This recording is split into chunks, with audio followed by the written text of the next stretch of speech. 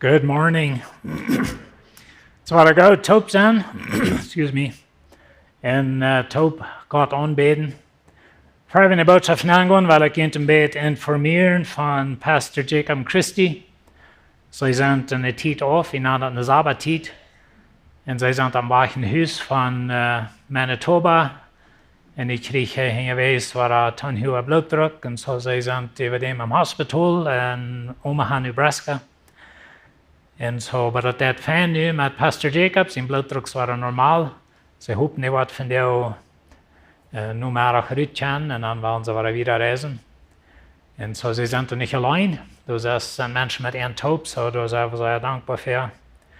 Maar bid voor Pastor Jacob Christie. Dat ze kan lekker naar huis komen. En dat ze kunnen, niet bloos dat ze kunnen lekker naar huis komen. Maar dat ze kan uitvinden. Wo we dat ze dat. Wenn ich auf eurem Bett mit dort Trouble gehabt so. Wir beten, dass Dr. Schwarn, wer es hat mitfängt, wo das herkommt, dass es jetzt fixen. So, Dankeschön für ein Beten. Meine Frau und ich, wir befrieden uns mal. Es wird Läwen noch nicht. Aber 40 Jahre 3. Und ich schaue, weil wir uns befrieden, dass wir ein langes, schmales Gebiet und dann dort fern, bin Prediger, da so wieder an, so ab 2 Steiler da am Gang.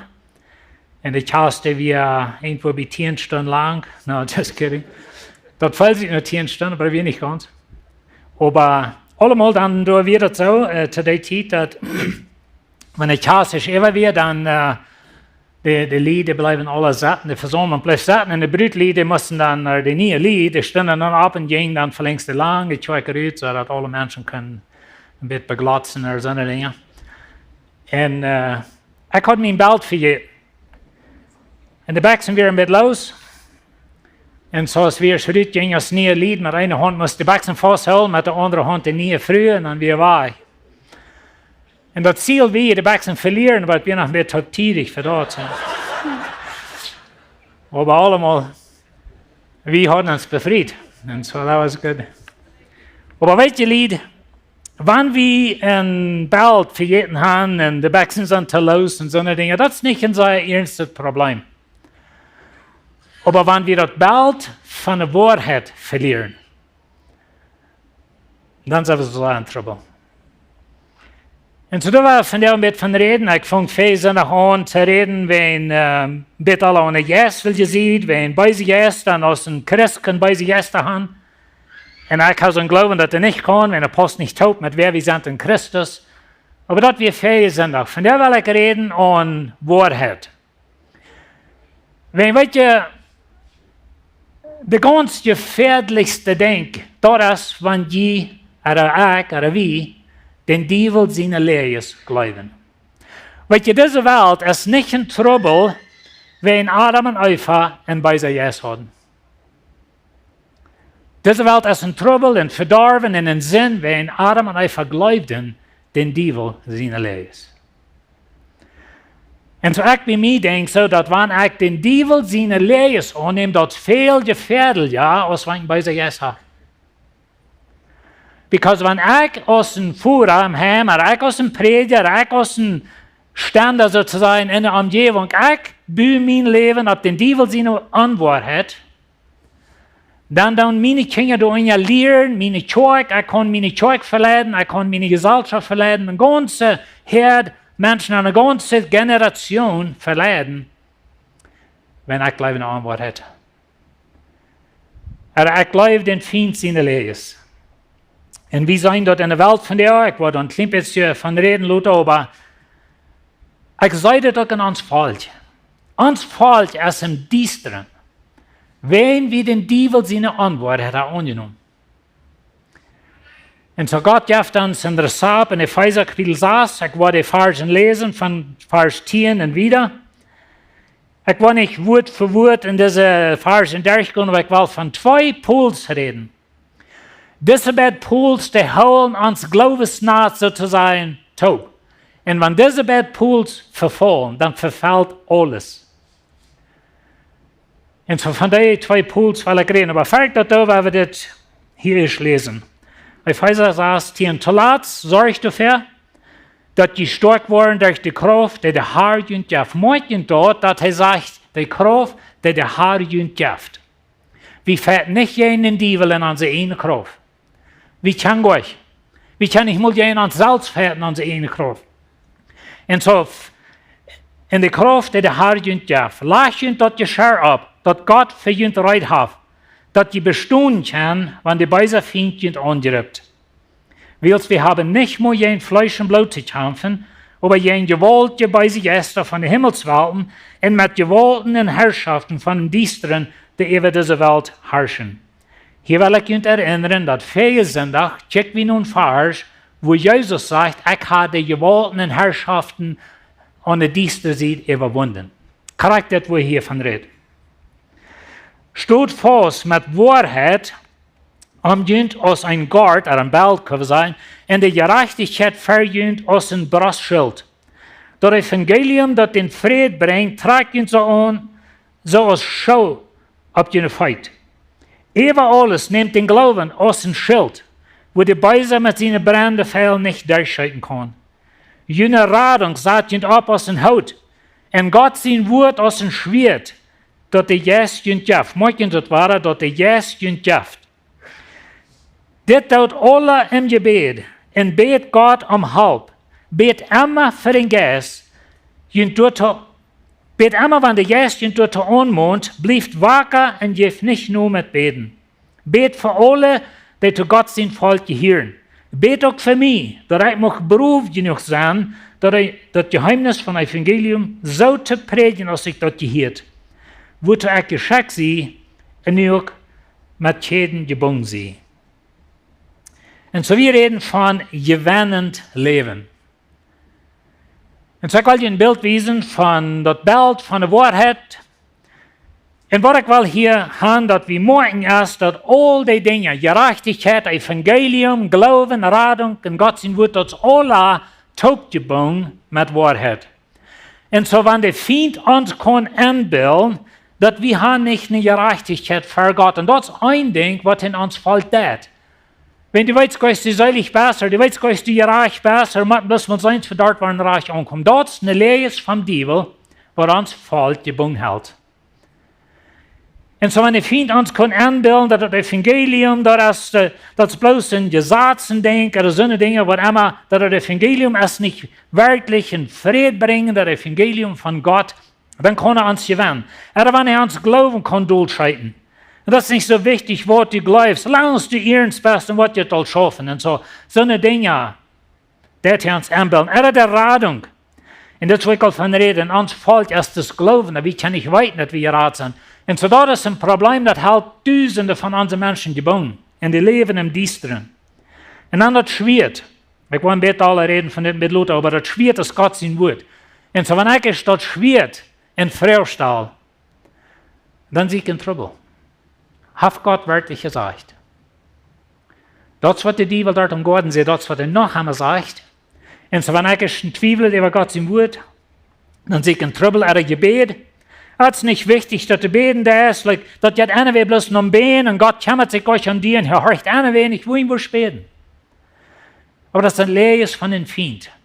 Und so, Gott sagt, wir sollen uns dort Bild von der Wahrheit fast umschnauen. Dass unsere Wahrheitsbachsen nicht einmal liegen bleiben. Und ich will von zwei Pools reden von dir. Eins ist Gott. Und ich will dir noch ein Vers lesen, was uns klar wies, dass die Teufel ist ein Lehner in Johannes 8, 44. Da sagt Gott, dass das die Sturm von den Fuder, dem bösen Feind, und mochten tun, was er verlangt. Na, Jesus redet zu den Juden hier. Er ist von Anfang an ein Mörder gewesen und bleibt nicht bei der Wahrheit. In ihm ist keine Wahrheit. Der Feind hat keine Wahrheit. Wenn er lehen dat, redet er seine Sprache. Weil er ist ein Leher, ist und der Fuder über alle Lehres. Und so von Gott eigen wieder hat der Feind mit Lehres Menschen verführt. Und das ist das weit gefährlich ist, wenn wir bei sich Gäste haben. Ich glaube nicht, dass Christen haben, aber danach, Je zal niet erg verstaan, niet dat ik klik altijd steven dort, aber de lees van Feind, dat wo hij die gewend. Want wie dort anfangen te geloven. Und so Gott hat uns nicht ohne Gewähren gelassen, er hat uns die Wahrheit gegeben, er hat uns sein Wort gegeben. Und so Jesus sagt, ich sehe die Wahrheit, ich sehe das Leben, ich sehe die Wahrheit. Aber wenn der Feind dort kann anschmieden, dann hat er uns gewonnen. Und so diese zwei Pols, da werden wir ein bisschen von reden. Und nicht bloß Gott, aber Gott ist der Schöpfer. Gott ist der Schöpfer von Himmel und Erde. Und so für die in der Welt wird gelehrt, das ist bloß entwickelt, über Billionen Jahre. Aber weißt du, wenn du Gott herausnimmst, aus dein Leben, oder aus der Geschichte, oder aus uns Glauben, dann bist du selbst Gott geworden. Und so, wenn ich Gott herausnehme, nu höre ich, was ich will sagen, wenn ich Gott herausnehme, dann sehe ich den Mutband von was reich und arg ist. Und so das, was in der Welt passiert, das, wo wir wie bei einmal kennen, früh haben, und das einmal meist nicht zu denken, dass eine Mama wird geben, wird der angeborene Baby wird Daut nehmen. Weißt du, wohin das hat? Wenn sie entscheidet, was reich und arg ist. Wenn wir haben Gott rausgenommen. Und so das, was an unserer Welt von der passiert, das, wo in der Welt so jammerlich verdreht ist und alle haben die kranke Dinge, und wie einmal denken, wo kein ein Mensch so denken ist dort. Weißt du, wohin der so denkt? Because wir haben Gott rausgenommen. Und so Gott wird in der Schule rausgenommen, mit der Gesellschaft, und einmal in der Kirche. Und so wenn wir Gott rausnehmen, dann sehe ich den moralischen Mutband, jen Wort wie reich und arg mit. Römer 1, ich kann das lesen, ich werde das hier nicht lesen, aber Römer Kapitel 1 von Vers 18 wieder, du beschrift Paulus, was passiert mit der Menschheit und was passiert mit der Welt, wenn wir Gott rausnehmen. Und wenn wir Gott nicht ehren, wir glauben nicht an Gott, und wir haben am Tasie geschmitten, dann geht unsere Welt in Düsternis nennen und das Denken, das wird verdreht, und wir fangen an Stein an, Ast an, Halt und Zement an zu beten, oder was immer alles ist, wenn wir haben Gott rausgenommen. Das ist ein Ding, was der Teufel sehr angerichtet hat. Und some von jungen Menschen, vielleicht gehen nach einer Schule, nach höheren Schulen und so eine Dinge. Und das ist ein von den Zielen, was der Teufel hat, dass er die Schule brauchen, besonders University oder diese Art Schulen, zum Rütlieren, dass es überhaupt nicht um Gott gibt. Und so unsere Welt ist sehr drahl gedreht wegen dort. In 1. Mose 1, Vers 1 sagt es, am Anfang macht Gott Himmel und Erde. Und der Feind kam, sagt, ich habe Gott wirklich gesagt.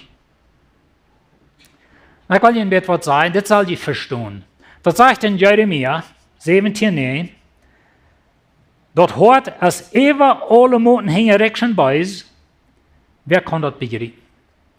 The heart is deceitful above all things and desperately wicked. Who can know it? Hier ist das Ding. Wenn wir nicht Jesus kennen, dann bist du das. Und beiset hat. Und verdorbenet hat. Und gefallenet hat. Und hingereckschet hat.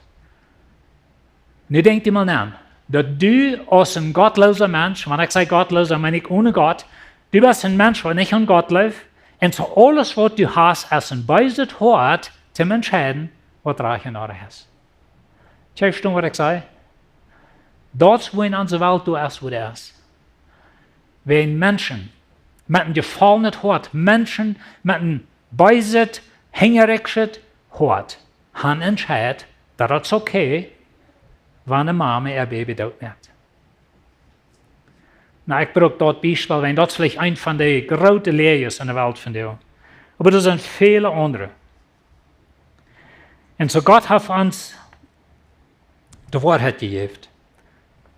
Aber wenn wir uns bald verlieren, dann fallen nicht bloß deine Baxen drauf, aber deine Ewigkeit fällt nur ein Hall. Und weißt du, Lied, ich will dir so am Hart legen, dass wenn wir die Wahrheit verlieren, eine Lees, das an der Teufel seine sieht. Heißt der Führer von Lees. Hij will uns durch Handschlag, wo hij handelt. Und so das kommt an in der Furcht Gottes. Wenn wir Gott verlieren, und wir haben Gott zu sie gesagt, dann verschwindet unsere Furcht Gottes.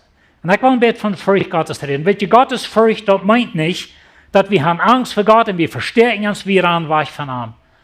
Gottes Furcht meint, dass ich ein Däuper, ich sage einmal ein heiliger Respekt, aber ich kann Däuper, heiliger Respekt für Gott und dort formt mein Leben. Lass mich Ihnen some Dinge sagen. Dort meint, dass ich nehme Gott ernst. Ich nehme sein Wort ernst. Ich nehme dort mein Wort. Weißt du, wir können einmal die Bibel lesen, aber wir glauben dort nicht mal. Wir nehmen dort Gott mein Wort. Und so ich nehme Gott ernst. Seine Kraft, seine Heiligkeit, seine Autorität, seine Liebe. Gottes Furcht ist der Anfang von Weisheit, sagt die Schrift. Na, weet je, Weisheit ist, dass ich weiß, was reich in Orig ist, dann denk das Reichte. Dann bist du weis. Wenn du bloß weißt, was reich in Orig ist, das ist Wissenschaft.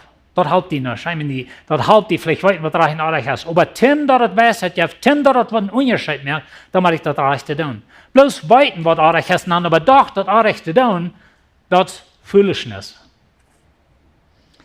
Und so Gottes Furcht meint, dass ich weiß, was reich in Orig ist. Ich habe gelehrt, wo Gott denkt. Und dann uit mijn Respekt en lief voor God doe dat rechte ding. Dat is Gottes Furcht. Ik red bij de waarheid, ik zie vriendelijk, ik lief, ik wies lief, al die dingen. Dat komt uit Gottes Furcht. Wanneer ik een Gottes Furchtje persoon zie, en ik heb Gottes Furcht, dan leef ik in integrity. Da wird Integrity meint bloß einfach, ich sie aufrichtig, mich jetzt vertrauen, ich sie bloß einfach ein feiner, aufrechter Mensch. Wenn ich Gottes fürchte, ich vertraue seine Kraft.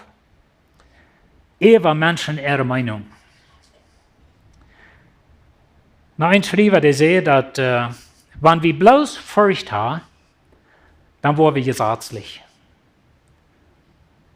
Ich weiß, ein Mensch steht mal Jahren drei, dass uns Volk Verdammnis weiten sei. Mir fehlt das nach Gott in der Leben zu lernen.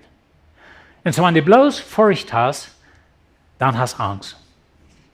Wenn du bloß Leben hast, dann ist alles in Daut. Es ist in Daut, wo du lebst, Gott läuft dir, er wird dir vergeben, like, das ist alles bloß Leib.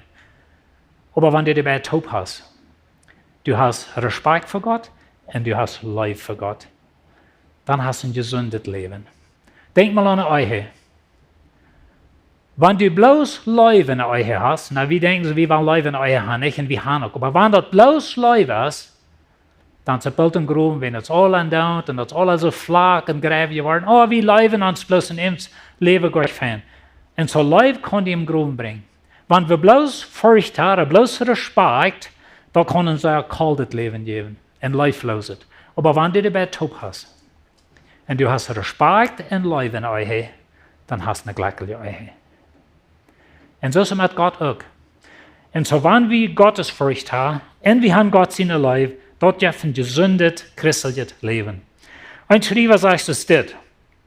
Die Furcht Gottes meint, beständig leben mit der Bewusstheit, dass Gott ist heilig, er ist gerecht, er ist lieb, er ist würdig, er ist der Rechte.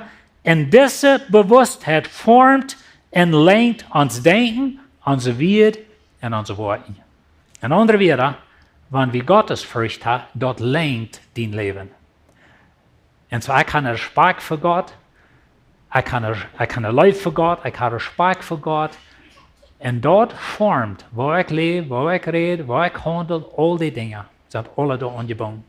Aber wenn wir dort verlieren, und wir haben Gott zu sich geschoben, und wir haben Gott rüttelehrt, dann verfällt das. Und so, das ist ein Pool.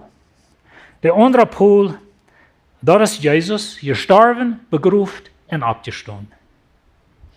Ich las een schrijver, nee, dat kan je zeggen, ik hier den Redner, en hij zegt wat mij zaten blijft. Hij zegt dat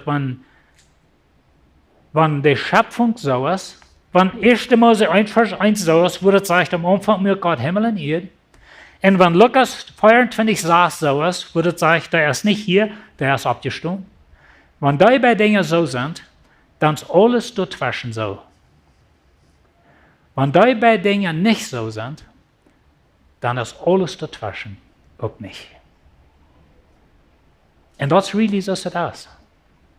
Und so, wenn wir Gott verlieren als Schöpfer von Himmel und Erde, dann bist du selbst Gott. Wenn wir die Auferstehung verlieren, dann hast du eine Seiligkeit, dann keine Hüs vor, dann ist es. Und ich finde, dass 6 kleine Dinge so sehr angerieben muss, die 2. Und so Gott ist nicht mehr wirklich Gott. Ich meine, das alles bloß entwickelt und wir kommen von oben. Ich glaube, alles haben von den guten Trainer. No, just kidding. Das will ich nicht sagen. No, aber weißt du, wir kommen nicht von oben, wir kommen von einem Schöpfer von Himmel und Erde und haben die gemerkt in sein Ebenbild. Und so, wenn wir dort verlieren, dann verlieren wir den Grund für eine gesunde Weltanschauung. Worldview. Und so, wo wir das Leben sein, wo wir die Welt sein, und wo wir uns Leben sein, und wo wir Gott sein in der Ewigkeit, und das ganze Ding hat zu tun mit unserer Weltgesinnung. Wo wir die Welt sein, unser Worldview. Und so dort verlieren wir, wenn wir Gott verlieren. Wenn wir die Auferstehung verlieren, dann verlieren wir den Grund für unsere Erlösung. Und so über dem haben wir eine ganz verdrehte Weltanschauung. Wir sind ja bloß entwickelt und kommen bloß von der oben, aber was immer alles und hat keiner, was uns verantwortlich halten. Und wir leben hier bloß mit einem Klappen Salz, gebackt und dann sterben und so durch. Das ist die Weltanschauung, wenn wir Gott zu sich schmieden. Und dann, wenn wir die Auferstehung zu sich schmieden, dann haben wir unsere Seligkeit verloren. Und so das alle top, wir sind hier bloß so eine entwickelte Tiere, die hier leben und wollen neben dem sterben und so durch. Und das ist die Ursache, wo ihn der Teufel diese 2 Dinge so sehr angreift. Wenn er die kann merken, glauben, dass Gott lebt die nicht, dass der verhebt ihn Gott, oder er lebt die nicht, oder das ist bloß ein Dollar Gott, oder all die Dinge, dann kann er die kontrollieren. Wenn er die kann anbilden, dass Jesus erst gleich von dort abgestanden, ich meine, das ist ja alle andere Beweise, oder andere Geschichten, vielleicht hat er Jünger sind gestohlen, oder all diese Dinge. Und weißt du, das ist eine lange Liste von Dingen, was die Welt braucht, um sein, dass Jesus nicht von dort abgestanden. Aber du hängst der Feind und er will den Glauben vernichten. Und so, wenn diese beiden Pools verfallen, dann verfällt alles. Denk dir an einen Hammock, so ein Naht, was du zwischen ein paar Pools hängen hast, wo du was beim Mittagsschlaf hast. Und du warst kurz angeschlafen und komm echt daheim und hakt in einen Pool auf. Dann würdest du über dem auf den Flur legen. Aber das, was mit dem Glauben ist passiert, mit vielen von uns nicht falsch. Wir haben keine Pools mehr. Na, wir sind abgewaschen mit dem Glauben, dass das ja von Gott. Aber ich will den Eltern ein Ding sagen. Nicht zum den Grülen, aber zum den Abwarten. Die können nicht mehr erwarten, dass jene Kinder wollen automatisch an Gott leben. Wir haben Internet, wir haben Schulen, und wir wollen haben, dass die Kinder sollen Schulen haben, und ich sehe auch nicht jeden Schulen, das nicht richtig verstehen. Aber weißt du, wenn die nicht in den Heim ein fester Grund bauen von diesen 2 Dingen, dann wollen die Kinder verlieren für die Lehre von den Teufel. Also, wenn ich sage, ich hoffe nicht, aber das ist möglich. Und weißt du, in Johannes 42, da reden die Juden, aber dort, was sie hier sagen, das ist noch einmal ein Problem. Sie sagen es dort. Sie sehen, ist das Jesus nicht Josef sein Sohn? Und wie kann sein Vater, seine Mutter? Wo kann er dann nur sagen, ich bin vom Himmel raufgekommen? Weißt du, was sie tun? Sie sagen, das ist nicht der Messias. Das ist nicht Gott. Und das ist, was die Welt von dir hat. Weißt du, ja, Jesus hat vielleicht mal gelebt, aber weißt du Gott, er wird bloß ein moralischer Lehrer. Er wird bloß ein guter Lehrer. Aber er wird nicht Gott. C.S. Lewis, er hat ein sehr berühmtes Ding geschrieben. Und ich wollte das lesen auf Englisch, wenn das auf Englisch, aber ich wollte nicht auf die sagen, was er meint, für die, was nicht Englisch stehen. Aber weißt du, das ist, was passiert. Einmal bei uns, weißt du, Jesus, er wird bloß ein guter Mensch, oder er wird ein Engel, aber dass er Gott wird, und dass er uns gestorben ist und abgestorben von dort werden wir lernen, wenn man dort geht, dann ist die Erlösung durch. Und das ist, was der Teufel will. So C.S. Lewis says this: I'm trying here to prevent anyone saying the really foolish thing that people often say about him, also von Jesus. This is what they say. I'm ready to accept Jesus as great moral teacher, but I do not accept his claim to be God. This is the one thing we must not say. A man who was merely a man and said the sort of things Jesus said would not be a great moral teacher. He would either be a lunatic on the level with the man who says he's a poached egg, or else he would be the devil himself. You must make your choice. Either this man was and is the Son of God, or else a madman or something worse. You can shut him up for a fool, you can spit at him and kill him as a demon, or you can fall at his feet and call him Lord and God, but let us not come with any patronizing nonsense about his being a great human teacher. He has not left that open to us. He did not intend to. Here's the thing. Wat hij zegt, is dat we wel niet zo'n foolish oder zo'n törichte Idee haben, dass Jesus wie ein feiner Mensch, ein guter Lehrer, ein moralischer Lehrer, aber nicht Gott. Dort musst du nicht sein. Entweder oder. Jesus wie Gott, oder der Teufel selbst. Wenn man bloß ein Mensch diese Art Dinge sagt, was Jesus sagt, dann ist er nicht ein moralischer Lehrer. Wenn ich zum Beispiel hier vor stehen und sagen, ich sehe Gott, und wenn die mir sein und er im Vorher sein, und ich in der Vorher sein, all diese Dinge, was Jesus sagt und was er beweist, dass er wie Gott, und wenn ich dort wird sein zu jünd, dann sehe ich nicht ein guter Lehrer, dann sehe ich einen Lehner und ich sehe den Teufel sein Deiner.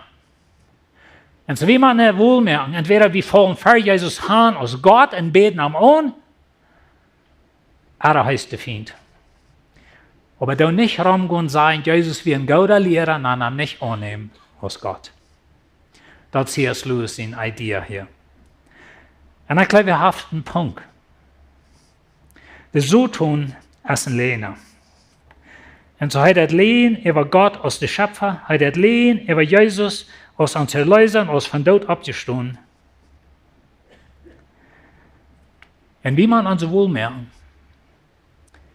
Und so ich würde wünschen, dass wir nicht so eine Menschen, die sich immer ein vertiefen mit beise Jes und wer vor allem beise Jes oder so eine Dinge, aber wenn wir uns mal fragen, gleich weg die Wahrheit. Dann weet je, die Bibel ist Gott sein Wort, ganz von A bis Z. Das ist nicht alle Glicken sei für uns geschrieben, weil wir sein das Alte Testament mit der Geschichte von Israel und so eine Dinge, da sind so feine Prinzipien bei, aber das ist vielmal versetzt wem geschrieben, aber dort muss je nicht so verstehen, als dann ist nicht mal Gott sein Wort. Das ist Gott sein Wort. Und weet je, wenn das kommt zwischen Gott sein Wort und Science, Wissenschaft.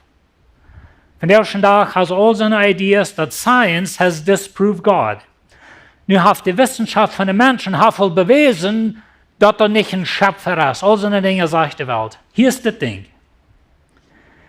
Wenn das kommt zwischen Science und der Bibel, dann ist die Bibel immer reich. Und da muss wir klar halten, ob wir das verstehen können oder nicht. Halt sich rechtlich. Wenn da sind Dinge in der Schrift, die wir nicht verstehen können. Und welche Science hat viel gute Dinge getan in dieser Welt. Aber wenn Science ist Gott sagt das, dann sind wir in Trouble. Jakobus sagt es dit. Also, wenn ihr stalt Gott, stalt jenen bei seinem Feind, dann wird er von jenen verschwinden. Wo darfst du die jenen bei seinem Feind stahlen? Oder wo darfst du nur Gott kommen? Dat du wie beides, das sollst ja weg. Mit der Wahrheit. Nicht mit den Teufel anbrauen und mit sagen, ich bin die in Gott sein. Das ist ein ganzes Thema für sich allein. Ich wollte noch mal ein davon reden. Ich will nicht in Tal merken. Aber ich will Ihnen so viel sagen. Du hast keine Idee, ever in der Bibel, dass Gott, oder Jesus, oder der Engel, oder ein Gläubiger den Feind bindet. Bitte einmal. Und das ist, wo Gott den bindet, 4000 Jahre zurück. Und so, wenn wir den Teufel binden, dann wer lässt den Mund, dann war er los. Aber weißt du, was Lied? Wenn wir nicht die Wahrheit abgeben. Und wenn wir Gott sein Wort auch nicht einmal verstehen können, vielleicht merkt das einmal nicht sein, in der Bibel, in der Feind wird kommen sein, oh, weißt du Gott sein Wort war eine Sprache hier und dort, und das ist alles klar, das ist so, das ist abgemerkt, das ist lang geschrieben, all die Dinge. Wenn du dort anfängst zu glauben, und du fängst an zu zweifeln über diese Dinge, dort wird der Teufel seine Fähren nennen. Dort seht ihr, dass wir haben den Glauben ans Schild, zum den Feind seine 4 Fähren ausmerken. Da wird ein römischer Soldat, der hat ein hohes Schild, und dort wird mit Lara betragen, dort so ein Wute andrücken, wie ein Ferken, den Feind mit ungesteckten Fähren scheiten. Und wenn die durchnimmt, kommen dann gegen die Fähren aus. Dort ist das Bild hier.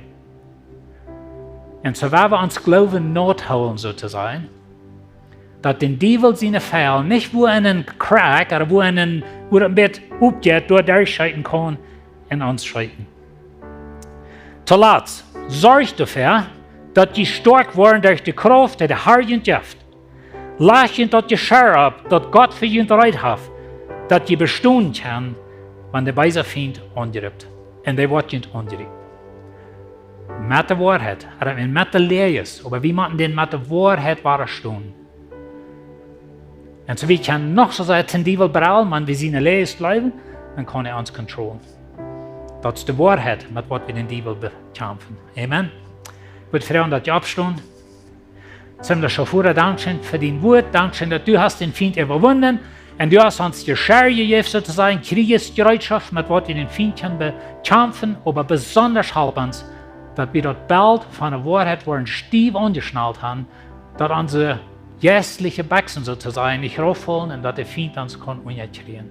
Dankeschön für den Sieg und dass wir Jewennent leben. Amen.